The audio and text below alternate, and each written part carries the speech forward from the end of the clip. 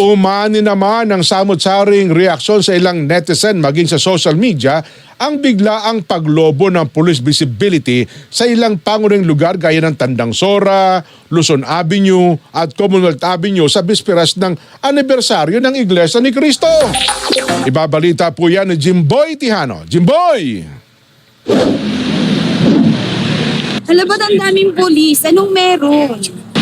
Hindi na iwasang magtaka ng ilang netizen kung bakit tila mas malaki ang police deployment kumpara sa karaniwang nakikita bago ang State of the Nation Address o SONA. Kapansin-pansin ang dami ng mga pulis na nakatalaga sa ilang bahagi ng Quezon City kagabi, kabilang ang Tandang Sora Avenue, Luzon Avenue at paligid ng Central sa Commonwealth Avenue sa naturang lungsod. Dahil dito, umani ng samot-saring reaksyon sa mga netizen ang nasabing deployment partikular sa social media. Marami namang nangyayari na SONA, di ba? Kahit nung kapanahunan pa ng dating Pangulo. Pero, I've never seen situation like this na maraming pulis mismo sa harap pa ng sentral. So ako bilang isang mamamayan nagtataka na bakit itong place na to, kasi for me as a honest reaction, safe place kasi to para sa akin eh. Ang nakakapagtaka kasi nung mga nakaraang SONA, wala naman kaming nakikitang mga pulis na nakabantay sa, at nagtataka kami bakit sa mismong templo pa namin nakabantay sila.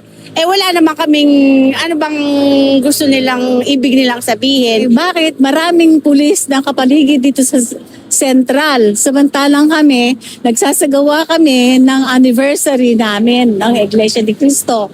Eh bakit kami binabantayan? Bakit hindi nila bantayan si amo nila?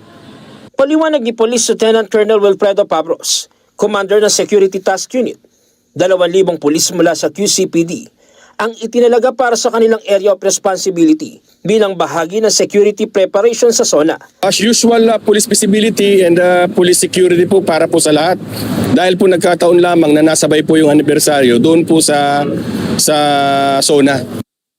Giit pa ng opisyal, pangunahing layunin nito ang tiyakin ang seguridad ng publiko. Gayon din ang maayos sa daloy ng trapiko lalo na sa inaasahang pagdagsa ng mga rallyista sa paligid ng Commonwealth Avenue at Batasan Complex. Unang-una, maayos po natin yung seguridad.